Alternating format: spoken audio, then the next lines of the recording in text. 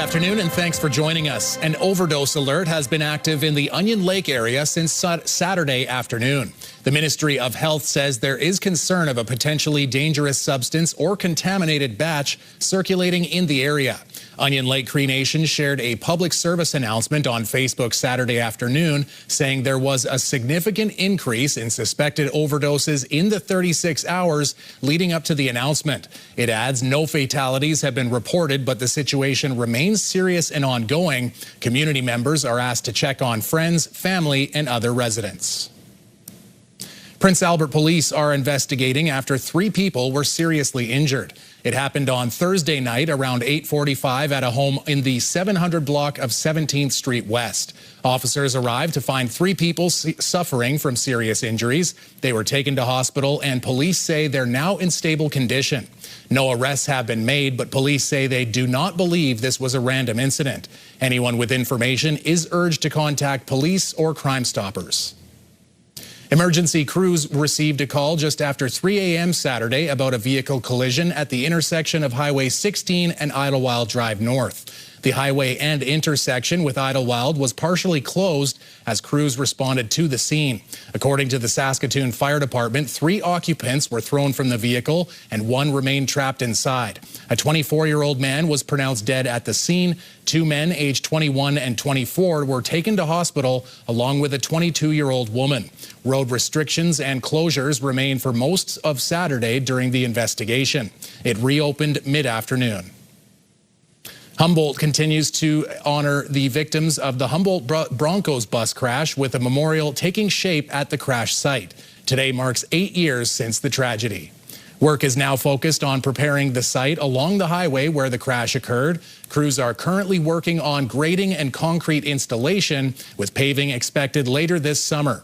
The memorial is being guided largely by families of those affected, with a committee chaired by Humboldt Mayor Rob Minch. Plans include a sheltered structure with seating. The goal is to create a meaningful space that reflects the wishes of the families, with hopes the site could be completed in time for the 10th anniversary of the tragedy.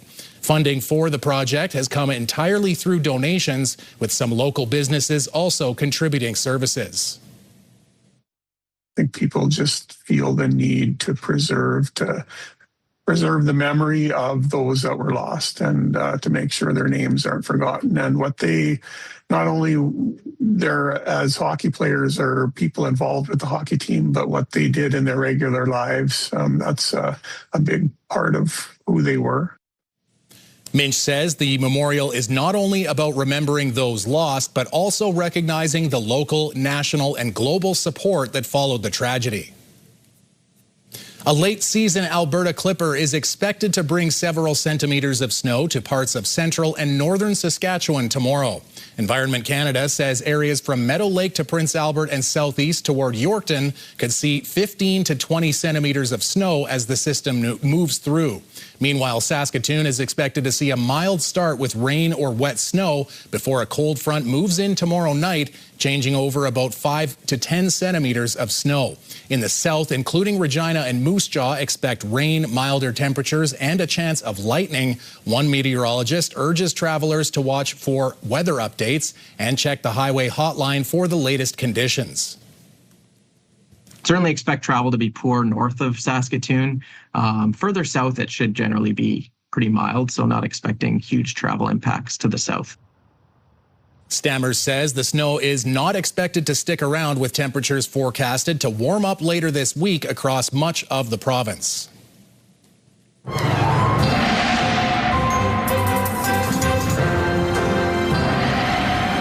Well, Jeff, again, when we think we're getting closer to spring, Mother Nature just says, hold your horses here. Exactly. Yes, it's things are being, we're in a holding pattern, as it were, because temperatures are going to stay on the cool side of seasonal. Some days, at some points, we are going to go, oh, hey, this is really mild, but it's not long lasting in so many respects. So you talked about this a little earlier on, John. We do have this huge swath of Alberta, Saskatchewan, and Manitoba that will be impacted by by this snowfall. So basically a system that's sort of generated on the other side of the Rockies comes into Alberta and then slowly makes its way across Saskatchewan and into Manitoba. But as you mentioned, some places may see a bit more. Right now it looks as though like parts of east central Saskatchewan and Manitoba will get the greatest amount of snow. We'll have to wait and see, but we'll have more on this situation a little later on.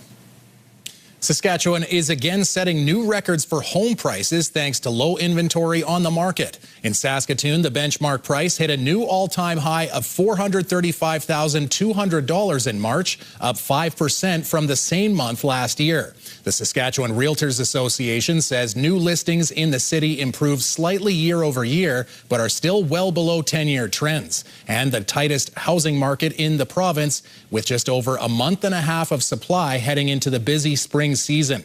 Regina saw prices rise 6% over the last year.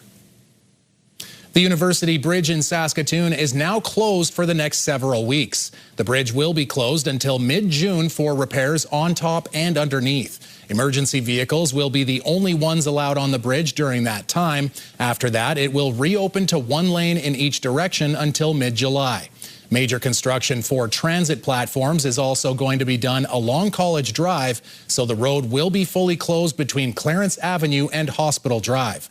Then crews will move from Hospital Drive to Cumberland Avenue to keep building more link stations. On the other side of the bridge, there will be water main repairs on 25th Street from the end of May until the end of September.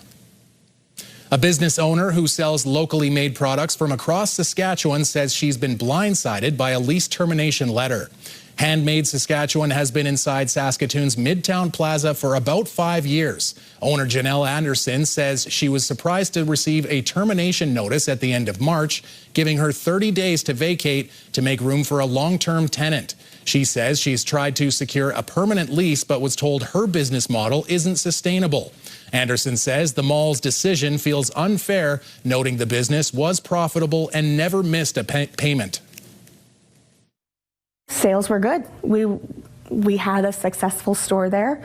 We saw no issues going forward. We thought it would be a long-term store that I wanted to keep. CTV has contacted Midtown Plaza for information about who the new tenant will be and the reason for the eviction, but in an email, Midtown said it can't comment on the situation.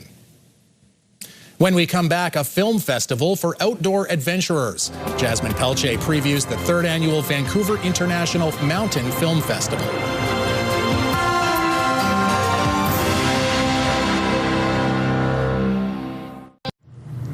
The Vancouver International Mountain Film Festival is coming here to PA for a stop, and I'm talking with the local coordinator, Jordan, to get some more information on the film festival. Could you just give like a brief rundown on the actual organization of this? Like, where is the film festival located, and is it kind of going on a tour, or how does that work? Yeah, for sure. So the film festival itself is hosted in Vancouver, and once the main film festival concludes at the end of February, they release all the films to different cities who are willing to take them on, and we saw this as a good fundraising opportunity for our land-based learning school here in Prince Albert Collegiate. So we took on the licensing of Vancouver International Mountain Film Festival, and we curate a selection of their films they've shown over their 2-week course and condense it down into a 1-hour feature for our audience here in Prince Albert.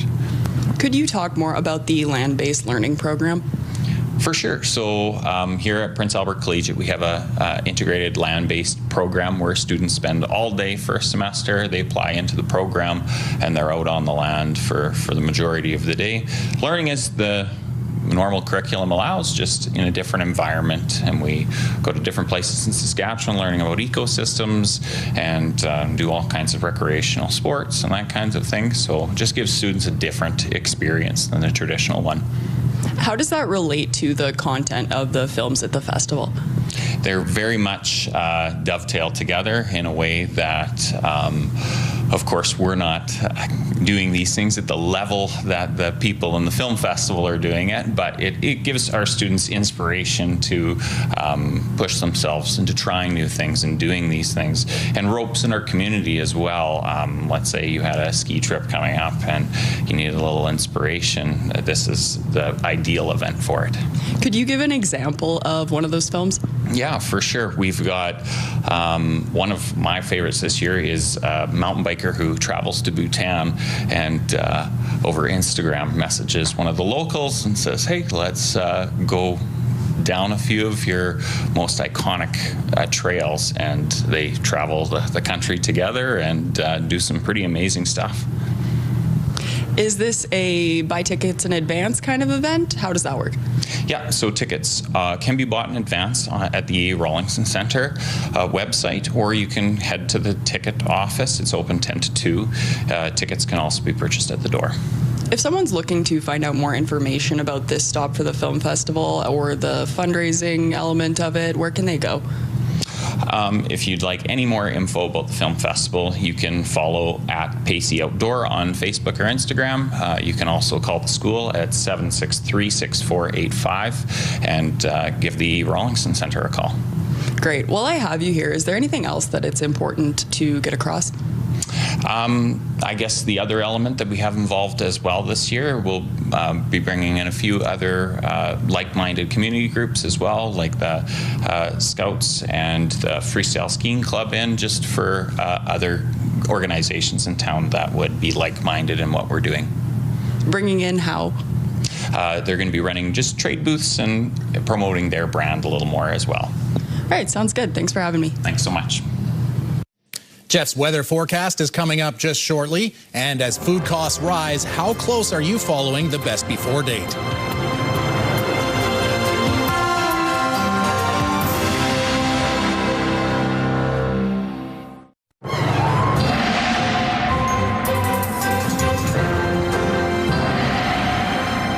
All right, Jeff, you've got the best job in the world previewing this upcoming storm. Go at it. Yeah, let it rip. Yes, we've got this situation. I mentioned this earlier on, John.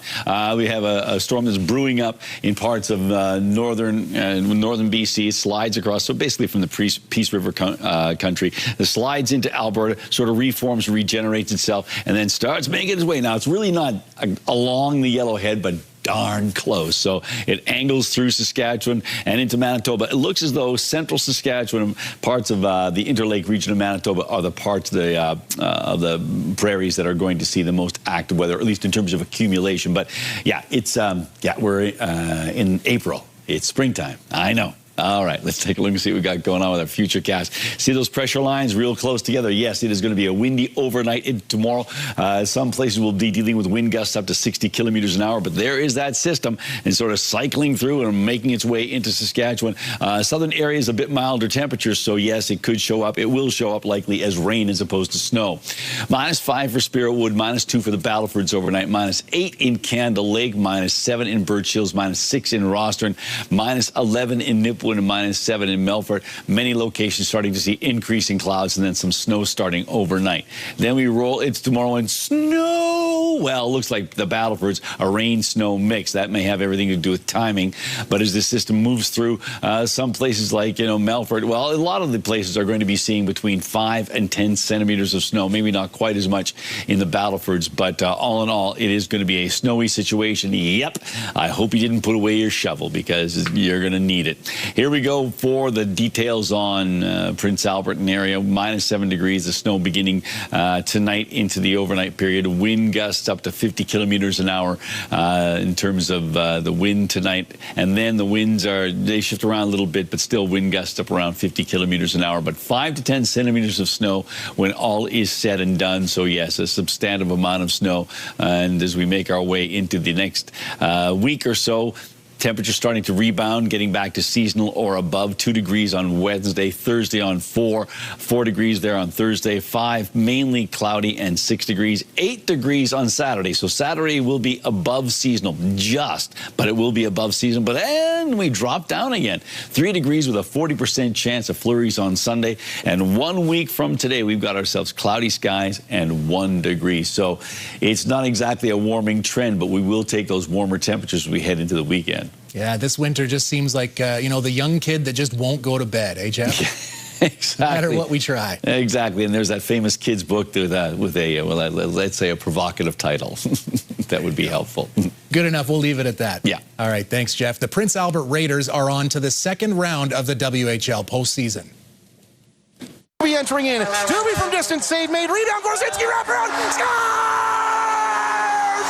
That overtime winner from Brandon Gorzinski was the series clincher as Prince Albert wins 4-3 in overtime and takes the series 4-1. Prince Albert now waits for the Saskatoon-Edmonton series to finish to see if they face Saskatoon or Calgary in round 2. Carter Sutherland works away from Williams, moving in. Got no shot there. Looks across. One-timer, they score! Miroslav Holinka has forced a deciding Game 7 with that overtime winner on Saturday night. He also scored a hat trick in Game 3. Puck drop is at 7 o'clock tonight from Rogers Place. While the Men's World Curling Championship wrapped up on the weekend, curling fans won't be waiting long for more action. Donovan Mace has more on curling's first professional league, featuring some Saskatchewan representation. Saskatchewan curler Colton Flash has been to 9 Briers, winning gold in 2019, followed by a silver medal at the Worlds that year. He's been in several Grand Slam finals and even won a Canadian Junior Championship. Get to play in a professional league, that's just the cherry on top. But now he can call himself a professional curler with the launch of Rock League. So we have to really do a good job and hopefully showcase what this can be, and just it's going to be exciting. I'm not skeptical about anything, but I'm very hopeful that it's going to be bigger than what I can imagine. On Monday, 6 professional teams hit the ice for the first time in a new take on the sport. As for the first time ever, we see the Rock League underway. Each team features 10 athletes, 5 men and 5 women.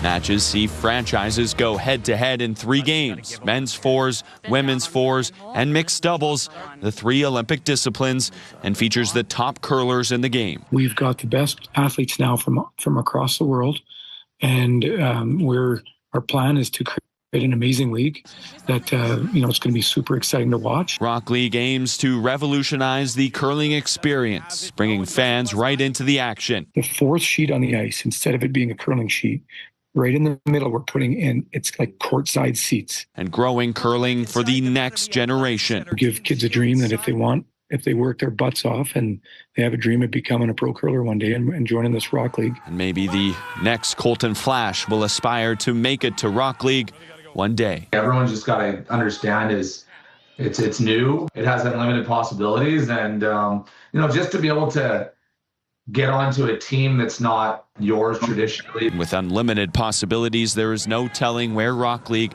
may take the sport. Donovan May, CTV News, Regina. Do you have a community event you would like to promote? Or maybe you'd like to draw attention to your organization.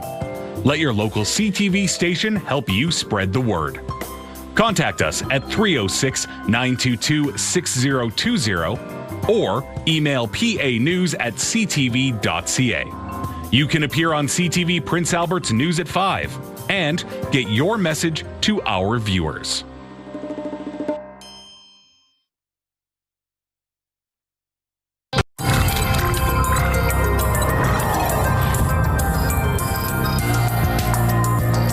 Some people follow best before dates on food closely while others use it more as a guide. With rising food costs, is it really important to follow those expiry dates so rigidly? Mandy Gaither finds out.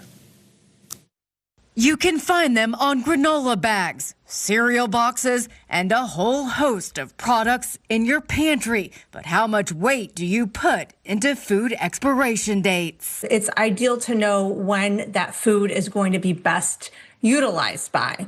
Now, that's where it gets a little tricky. So that's just an estimate. Registered dietitian Julia Zumpano with Cleveland Clinic says there are 3 kinds of food expiration dates. One is sell by, that tells the store how long they should display the item for sale. Then there's best by, or best if used by, which is when the product will have its best flavor and quality. Finally, we have used by, the last recommended day for the product to maintain peak quality. Shelf-stable items are usually the ones that can exceed their dates. So looking at things like dried goods, like rice and pasta and cereal, canned fruits and vegetables, beans, things like that, usually are pretty safe. Zumpano says to pay closer attention to expiration dates printed on perishable foods in the fridge, like meat and dairy. That's where bacteria and mold are more likely to grow. She says to always use your senses. If you see mold, sliminess, or the color is off, toss it. If it smells off, sour, or moldy, throw it out. And if something doesn't taste right, get rid of it. If it is past that date, using those senses, or, if you feel better just tossing it, you can. But the goal here is to reduce food waste. For Health Minute, I'm Mandy Gaither. Brought to you by Saskatchewan Union of Nurses. Thank you to Saskatchewan's 11,000 registered nurses. Jeff, you'll remember our interview with Montreal Victoire forward Caitlin Willoughby. She said she wanted to score her first professional goal. Well, on Friday, the Prince Albert product got more than she hoped for. Blocker save for the Victoire. The 2-on-1 unfolding. Willoughby draws it in and scores! Caitlin Willoughby has her first professional Women's Hockey League goal. It took 75 professional Women's Hockey League games, and it was against the Ottawa Charge, but Willoughby did get her first career goal on that perfectly placed shot on a 2-on-1. But that wasn't all she had to offer. In the final minute, she made a great defensive play to spring herself on an empty net breakaway to seal the game for Montreal, completing her first multi-goal game in the league. Montreal now sits in top spot with 5 games to go in the regular season.